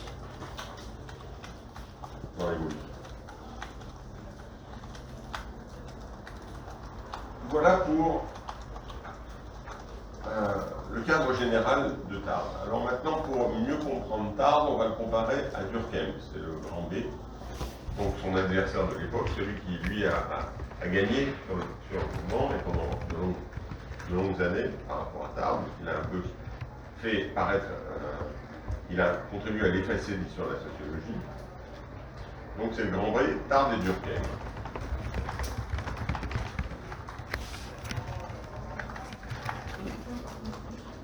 Alors, pour revenir à montrer aux différences entre les deux, alors, Durkheim aussi s'est mis à délimiter ce qu'était la sociologie.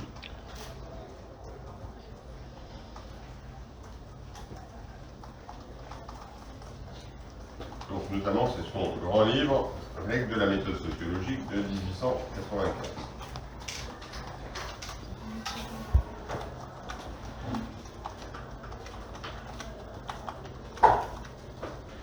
Pour définir la sociologie, Durkheim va la distinguer de la psychologie. C'est en la distinguant de la psychologie que Durkheim va définir la place propre de la sociologie.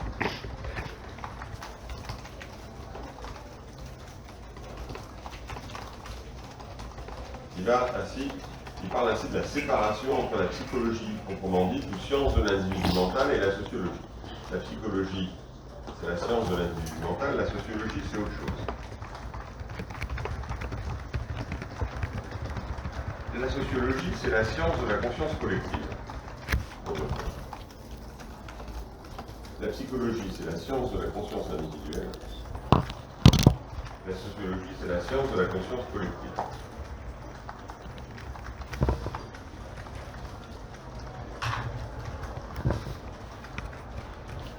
C'est-à-dire qu'il y aurait une réalité autre qui ne serait pas la conscience individuelle et qu'on appellerait la conscience collective ou les représentations collectives. Et ça serait ça l'objet propre, disons, de la sociologie.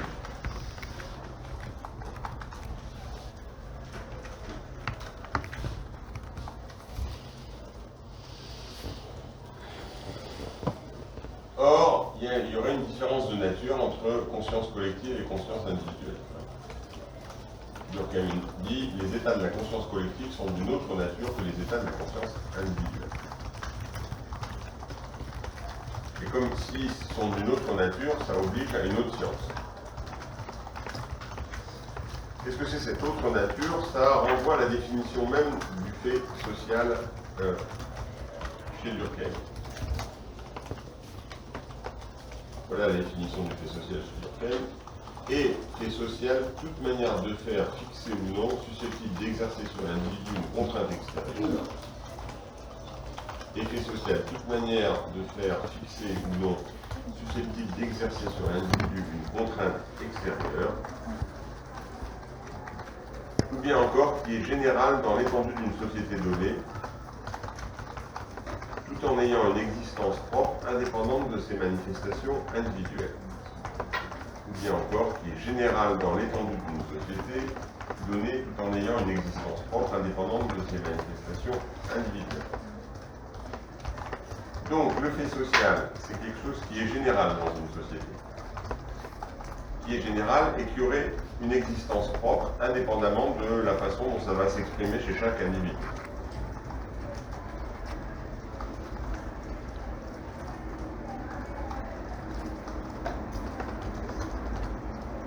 C'est-à-dire qu'une représentation collective de ce que c'est que la justice, de ce que c'est le patriotisme,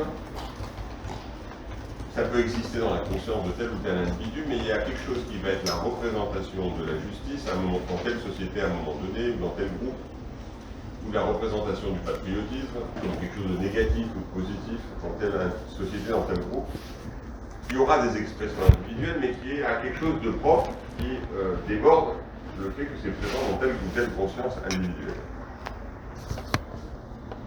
Donc c'est le caractère général, une existence propre indépendante des manifestations individuelles, et il y a l'idée de contrainte extérieure sur l'individu.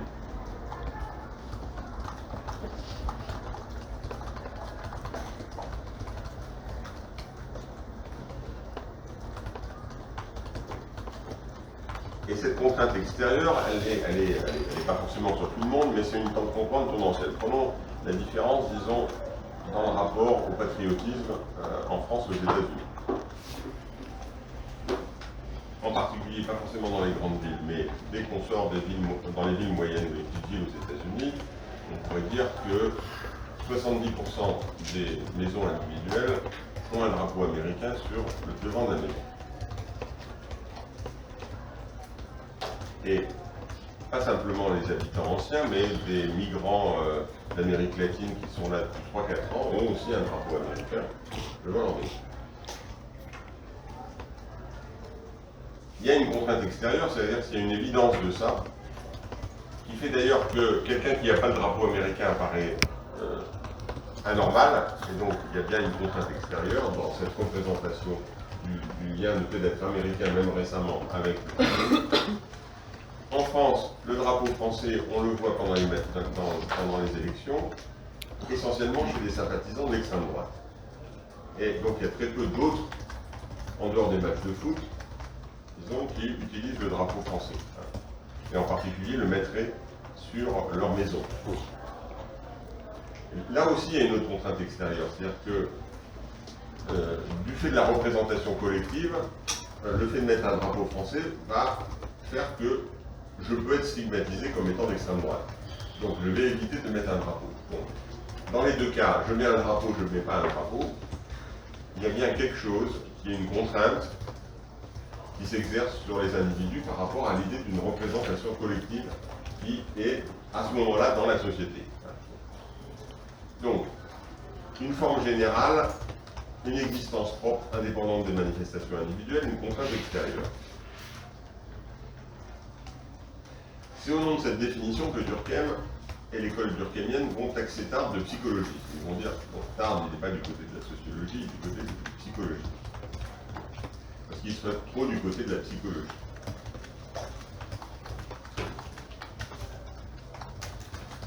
En retour, la critique de Tarde, du Durkheim et du durkheimien, c'est qu'il va mettre en cause la séparation du fait social et de ses manifestations individuelles. Pour Tarde, le fait social ne peut pas être séparé de ses manifestations individuelles.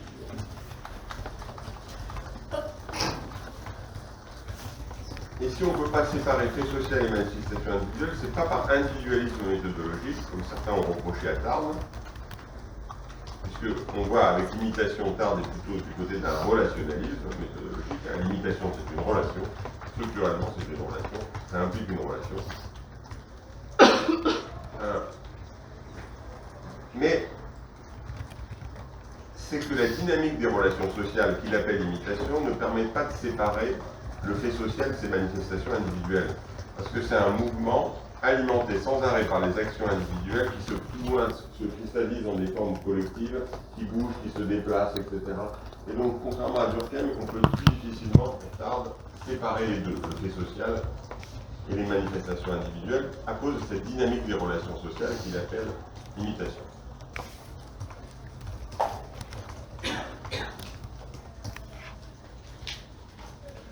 Il écrit par exemple, hein, l'imitation c'est une relation sociale, il ne peut y avoir qu'action individuelle et interaction, le reste des quantités métaphysiques. Et quand il dit entité métaphysique, il va viser la notion de société chez Durkheim. Ce qu'on peut voir, c'est des actions individuelles et des interactions dans cette logique d'imitation. Mais des choses qu'on appelle la société qui serait indépendamment de ça n'existent pas pour ça. C'est une entité métaphysique. Cette approche relationnaliste de Tarde constitue une analyse des processus sociaux.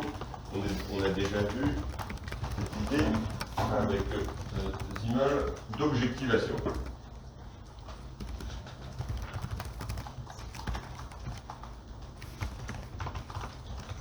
Objectivation, c'est le processus social qui donne une objectivité aux choses.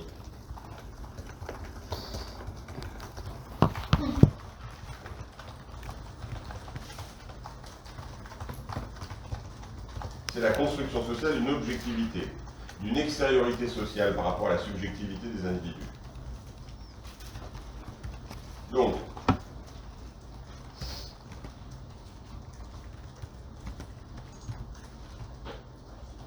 toutes les constructions, si on reprend l'exemple du Ginatru, toutes les constructions autour de ça, le fait que les gens sortent les Ginatru, le fait qu'on produise en masse des Ginatru, etc. Donc à la fois une activité commerciale, hein, la mode, des usines, bon, etc., etc. C'est une objectivation, c'est-à-dire c'est quelque chose qui rend objectif ça. C'est pas quelque chose qui a existé de tout temps comme quelque chose qui s'imposerait aux individus. C'est quelque chose qui est produit en partie par leur relation, qui va devenir extérieur à eux, qui va en partie les contraindre. Hein, comme le fait de manger plutôt avec une fourchette ou plutôt avec une baguette. Donc, on a une approche relationnaliste des processus sociaux d'objectivation, de construction sociale d'une objectivité, d'une extériorité sociale par rapport à la subjectivité des individus. La différence entre Durkheim et Tarde, c'est que l'extériorité sociale, elle est donnée chez Durkheim, c'est la société, tandis que c'est le produit de l'objectivation des processus d'imitation chez Tarde. Voilà ce qu'écrit Tarde dans un article qui s'appelle, de 1901, qui s'appelle La réalité sociale. En s'extériorisant hors de nous, en se reflétant dans des esprits étrangers, l'état d'âme de chacun de nous, dans la mesure où nous sommes influents, s'objective et se réalise. Et c'est là vraiment la chose sociale.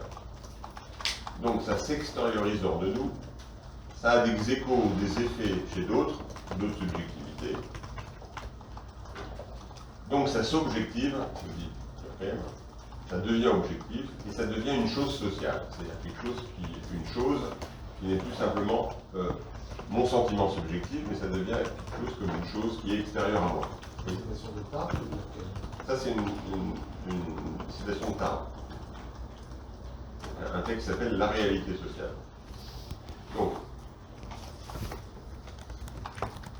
Donc, on a cette grande différence entre Tarbes et Durkheim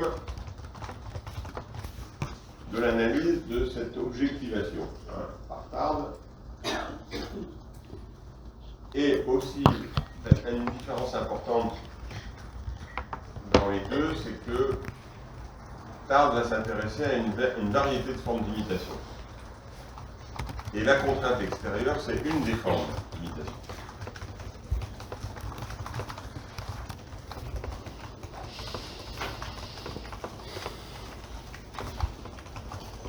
La contrainte extérieure, c'est qu'une des formes d'imitation.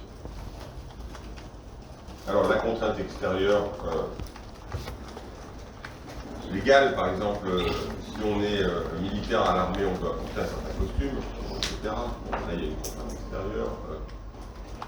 Dans certains lieux, disons, on doit mettre une cravate. Bon, c'est une contrainte extérieure. Bon, et donc, c'est dans la logique d'imitation, c'est la contrainte extérieure. En Iran, on est obligé de porter le voile islamique, donc c'est une contrainte. Donc ça joue un rôle, la contrainte extérieure, dans le processus d'imitation. La contrainte n'est pas forcément légale comme en Iran, il peut exister, disons, des formes de contraintes, disons, qui sont liées à une communauté à un moment donné. Je pense à un ami trotskiste tunisien qui, à un moment donné, a demandé l'asile à l'époque de Ben Ali en France, à Nîmes, là où j'habite, et on l'a mis à un moment donné disons, dans un secteur HLM avec plutôt des gens issus du Maroc, issus de l'Éthiopie. Il y avait dans ce petit lot d'immeubles qui était très petit, où on lui a trouvé un appartement. L'administration lui a trouvé un appartement à partir du moment où il a eu le droit d'asile.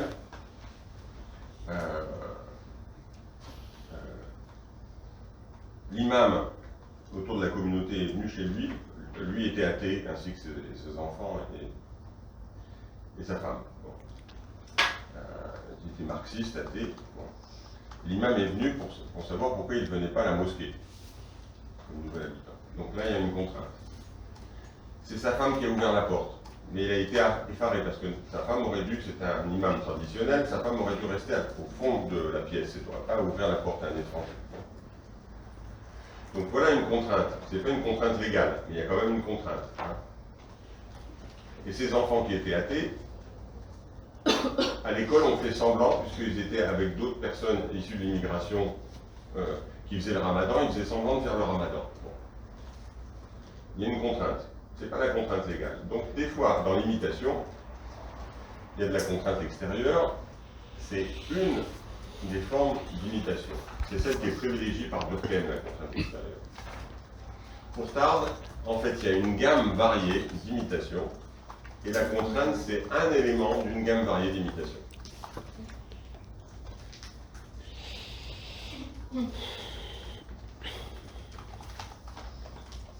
Alors, pour l'instant, on a vu ce qui distingue Tarbes de Durkheim, comme j'ai dit, et j'ai essayé d'insister sur l'apport la façon de voir de Tarbes, puisqu'elle est moins connue, cette façon, que celle de Durkheim. Alors, il y a un philosophe qui a préfacé des livres un philosophe spécialiste des sciences sociales, qui a vu quelque chose d'évident en sciences sociales, Bruno Persinki, qui a préfacé notamment une des versions de la logique de l'imitation. Karsinki va montrer quand même que il n'y a pas que des oppositions entre Tarbes et Durkheim.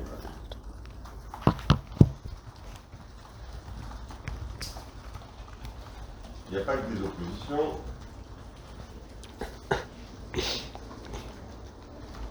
Il y a une convergence pour lui dans la façon de mettre en cause la catégorie d'individu comme le cœur de la sociologie.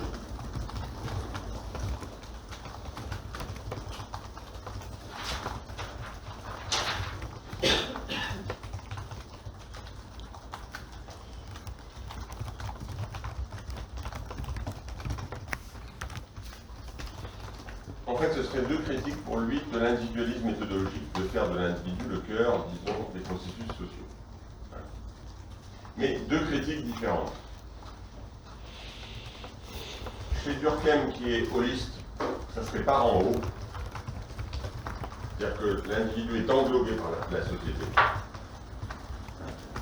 Donc, on a l'individu qui est critiqué comme base de la sociologie, mais par en haut avec cette entité qu'on appelle la société qui englobe l'individu. Et chez Tarde, dans sa vision relationnaliste, c'est par en bas, par la dynamique des relations sociales. C'est pas l'individu le cœur, c'est cette dynamique des relations sociales. Et l'individu a un élément, disons, dans ce flux imitatif. Donc le cœur, c'est pas l'individu, c'est deux critiques, disons, d'individualisme méthodologique différentes.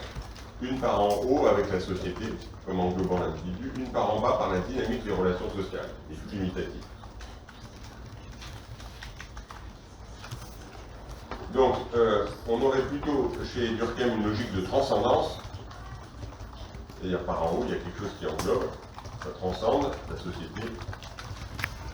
Et chez Tarde, une logique d'immanence, ce qui vient par en bas. Hein. C'est une opposition classique en philosophie entre la transcendance et l'immanence. Transcendance, c'est ce qui est par en haut, hein, comme un dieu par exemple. Bon. Et immanence, c'est par en bas, ça émerge de la dynamique de la vie. Bon.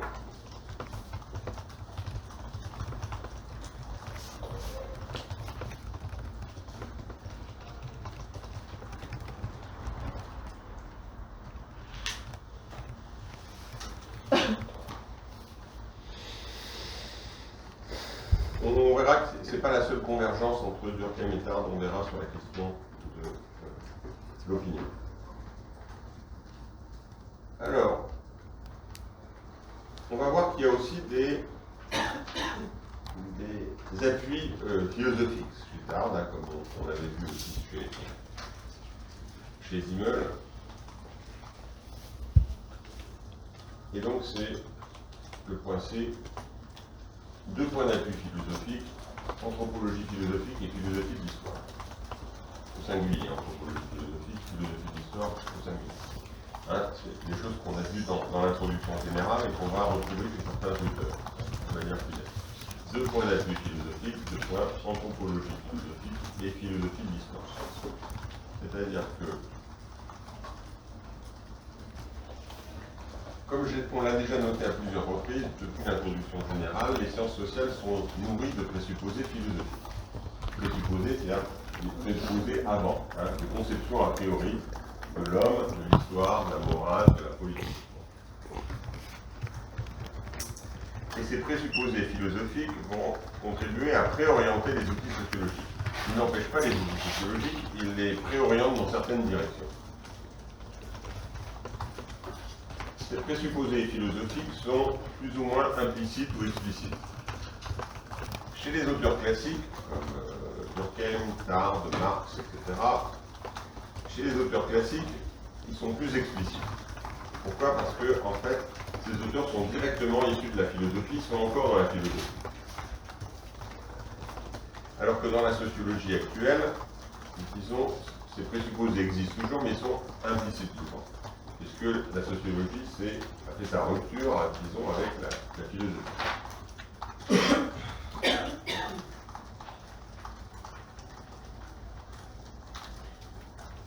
Dans cette perspective, on peut identifier deux grands points d'appui philosophiques de la sociologie d'imitation Tarde. Un appui qui concerne la conception de la condition humaine, ce qu'on appelle une anthropologie philosophique, qu'on a déjà vu, et un appui qui concerne la conception de l'histoire, qu'on a appelé une philosophie de l'histoire.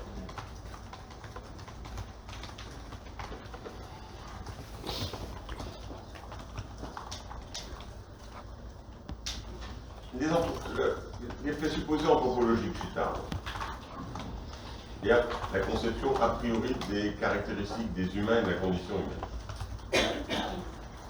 Chez Tarde, il y a deux propriétés de base des humains, deux caractéristiques de base des humains, les croyances et les désirs. D'abord, les humains se caractérisent par deux caractéristiques de base. Les croyances, d'une part, les désirs de l'autre.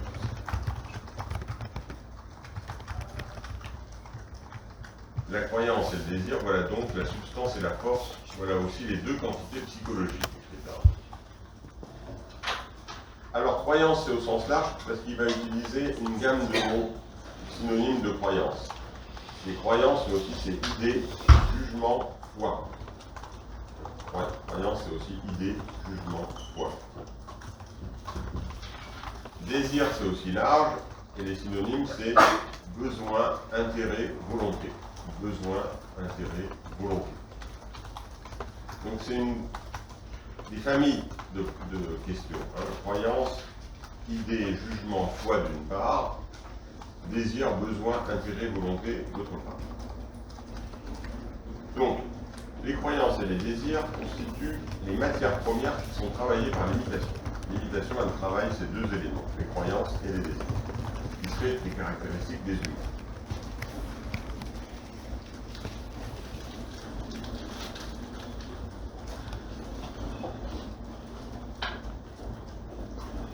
Alors, pour que les croyances et les désirs comme deux caractéristiques de base des humains soient mis en route dans l'imitation, Tarde présuppose une tendance de la condition humaine, une tendance qui caractérise la condition humaine, la sympathie.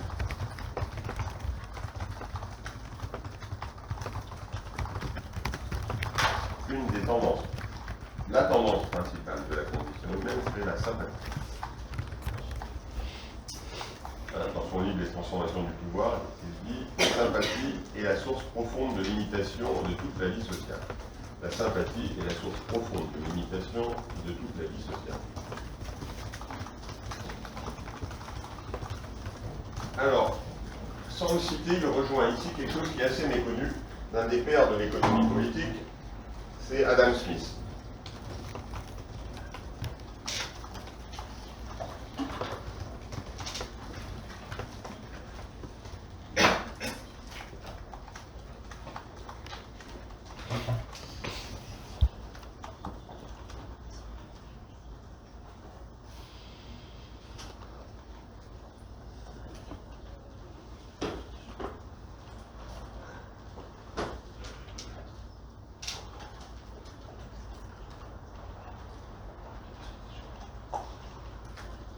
Et Adam Smith, dans un livre qui est peu connu, parce que Adam Smith, mais en fait qui est son livre principal à son époque, qui est Théorie des sentiments moraux. 1759.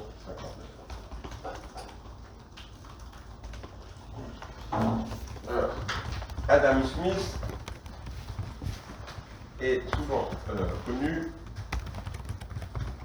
autour de la figure de l'homo economicus. De l'idée de l'humain qui serait caractérisé par la recherche de son intérêt. C'est ce qu'on tire souvent du livre le plus connu d'Adam Smith, Recherche sur la nature et les causes de la richesse des nations, donc de 1776. Ça, c'est l'Adam Smith connu qui a été retenu par les économistes. C'est pas l'Adam Smith principal. En fait, Adam Smith est en Écosse titulaire d'une chaire de philosophie morale. Il n'est pas un économiste. Ces études d'économie sont, disons, à l'époque, quelque chose d'adjacent. Le principal, c'est la philosophie morale.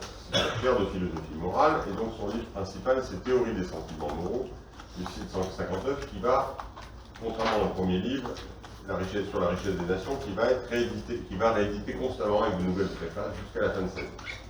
C'est pour lui son grand livre, qui ensuite a été oublié avec, quand on a fait de Adam Smith le père de l'économie politique moderne et le père du libéralisme économique.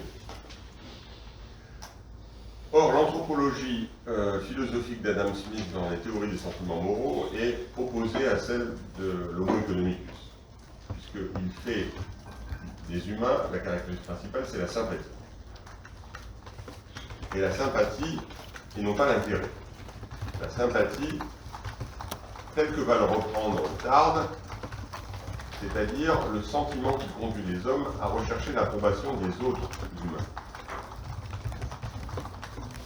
Le sentiment qui conduit les hommes à rechercher l'approbation des autres humains.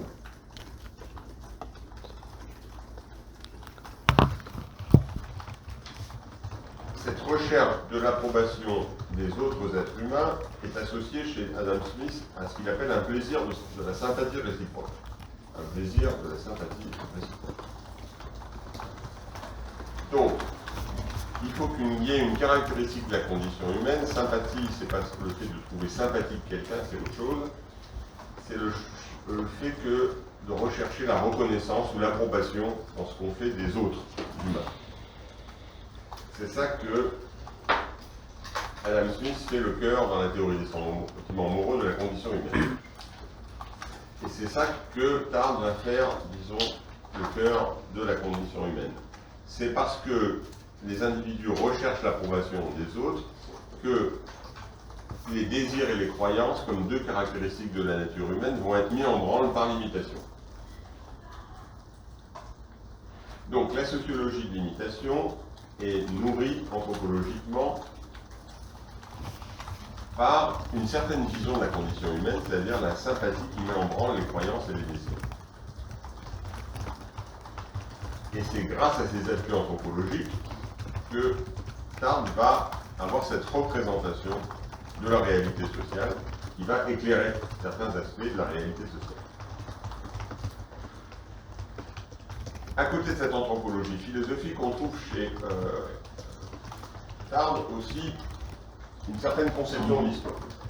Il emprunte là directement, si Adam Smith ici pas Adam Smith, qu'il emprunte directement à un philosophe mathématicien français qui est Antoine Augustin Cournot.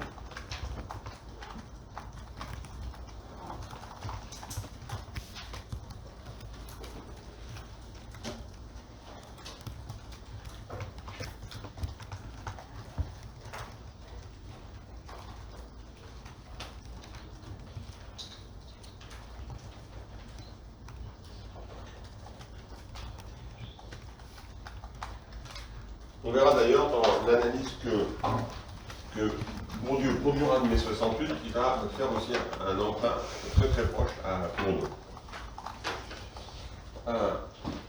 Donc, Cournot est un philosophe et un mathématicien du XIXe siècle, et Cournot s'est intéressé à la définition du hasard. Le hasard, pour Cournot, n'est pas le contraire du déterminisme. On va souvent opposer le déterminisme dans ce qui est déterminé de manière un enchaînement causal qui va produire nécessairement une forme, et puis le hasard, c'est quelque chose d'inopiné, qui est le contraire du déterminisme en général. Et donc Cournot va dire le hasard, c'est pas le contraire du déterminisme, c'est, je cite, la rencontre de séries causales indépendantes. La rencontre de séries causales indépendantes. Séries causales au pluriel.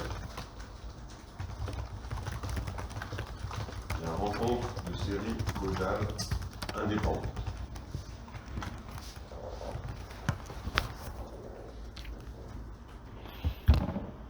Qu'est-ce que ça veut dire? Ça veut dire que le hasard n'est pas l'opposé du déterminisme. Le hasard, c'est la rencontre aléatoire de deux déterminismes différents.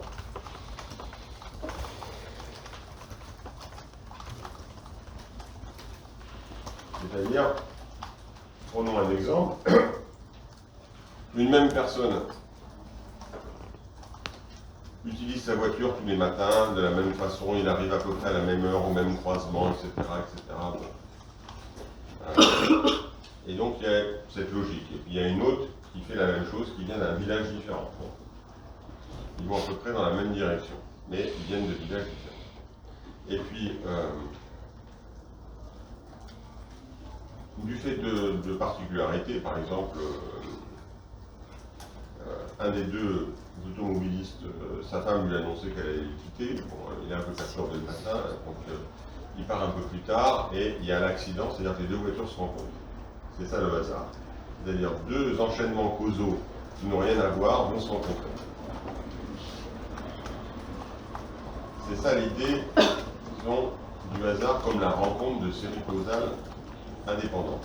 Il y a bien deux enchaînements causaux différents, mais qui n'ont rien à voir entre eux et qui vont se rencontrer.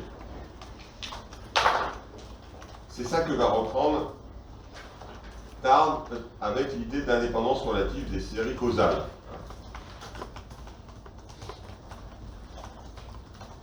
L'indépendance relative de séries causales régulières dont la régularité s'interrompt quand elles se rencontrent et se heurtent ou s'embrassent. L'indépendance relative de séries causales régulières dont la régularité s'interrompt quand elles se rencontrent, se heurtent ou s'embrassent. C'est-à-dire que on a des enchaînements de causes et d'effets, et puis on a une rencontre qui peut donner une invention, un petit déplacement. Et ça suppose une certaine vision de l'histoire. Hein. Il y a bien des déterminismes, des enchaînements de causes et d'effets.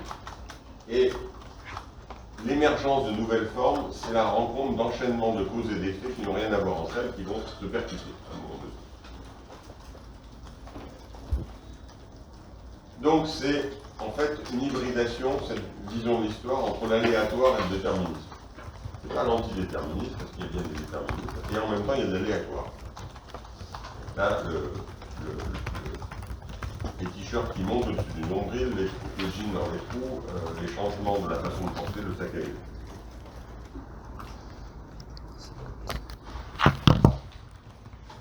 Oui. C'est ma soupe, et repréciser, j'ai du mal à voir donc, comment la pensée de Cournot sur le hasard est liée avec la pensée de Tard. Enfin, il reprend l'idée d'indépendance de séries causales, et comment ça s'inscrit dans sa pensée, Chez Tard, il y a bien des enchaînements, c'est-à-dire les personnes vont faire des choses de manière régulière et des causes et des effets vont s'enchaîner. Et puis à un moment donné, quelqu'un va observer quelqu'un d'autre qu'il ne rencontre pas habituel, qui lui-même a un enchaînement de causes et d'effets. Et ça va lui donner une petite idée où ça va déplacer son rapport au jean, au t-shirt, au sac à dos et à des milliers d'autres choses possibles. Et c'est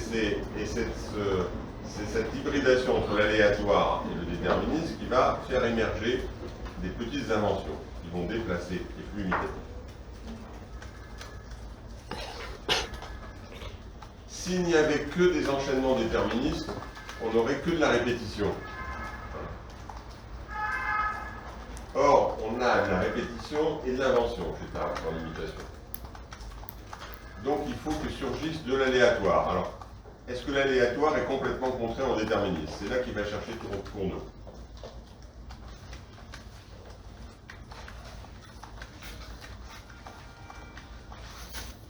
On pourrait dire que Karsenty dit que Tard découvre une logique de l'aléatoire. Il y a de l'aléatoire, mais il n'est pas complètement opposé à l'idée d'enchaînement en même temps, hein, de répétition. Et donc on a une approche de l'histoire nouvelle qui lui permet d'avoir cette vision nouvelle, hein, de l'imitation. Et qui est un peu, qui va déplacer le regard justement par rapport à des oppositions classiques en sciences sociales. Hein. Il y a ceux qui pensent la reproduction, il y a ceux qui pensent le changement en sciences sociales. Ce n'est pas forcément les mêmes. Il y a ceux qui pensent la longue durée, et il y a ceux qui pensent l'événement. Ce n'est pas les mêmes. Il y a ceux qui pensent la nécessité, il y a ceux qui pensent la possibilité. Le déterminisme aléatoire. Grâce à sa rencontre avec Cournot, Tard va se déplacer par rapport à ses polarités classiques en sciences sociales. Hein. Reproduction, changement, longue durée, événement, nécessité, possibilité, déterminisme aléatoire. Il va trouver une voie intermédiaire, en fait, pour sortir de ces polarités. Et donc, la sociologie de Tard, en intégrant une part d'invention sur fond d'une dynamique d'imitation, va tirer parti de manière originale de ce déplacement de la philosophie de l'histoire. Lui-même va, dans son modèle, produire une forme d'invention par rapport à la façon de concevoir la sociologie. Simplement, et sans doute par cette rencontre avec, disons, la définition de cours d'eau. Il n'aurait pas rencontré la définition de cours d'eau, peut-être qu'il n'aurait pas été jusqu'au bout de sa construction, disons de cette vision de limitation. Voilà, on va s'arrêter là. On finira tard avec la dernière fois.